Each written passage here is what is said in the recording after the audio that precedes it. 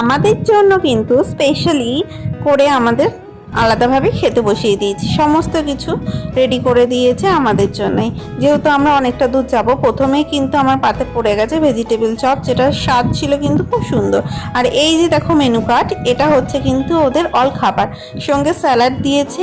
আর এরপর ছিল নানপুরি, আর ছিল এটা পনির দিয়ে কাবলি ছোলা টাইপসের, খুব গ্রেভি আইটেম।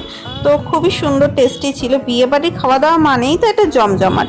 তো তার সঙ্গে ভাত, ডাল, ঝুরি আলু ভাজা, আর কিন্তু এরকম একটা পেটি কাতলা পিস নিয়ে নিয়েছি। আর সঙ্গে ছিল আমার সবচেয়ে ফেভারিট ফ্রাইড রাইস, আর হচ্ছে চিকেন কষা, আর আমের চাটনি, আর পাঁপড়। সমস্ত কিছু খেতে এতটাই টেস্টি হয়েছিল কি বলবো। আমি তো সন্ধ্যাবেলায় খাই না খুব বিশেষ, তবে তাও সেদিন খাওয়ার চেষ্টা করেছি। খাবারগুলো এতই সুন্দর হয়েছিল। লাস্টে খাওয়া দাওয়া শেষ করে ওদের সাথে দেখা করে এরকম সুন্দর ঘর সাজিয়েছে দেখে এলাম, আর বাড়িতেও চলে এলাম। Tata, bye bye.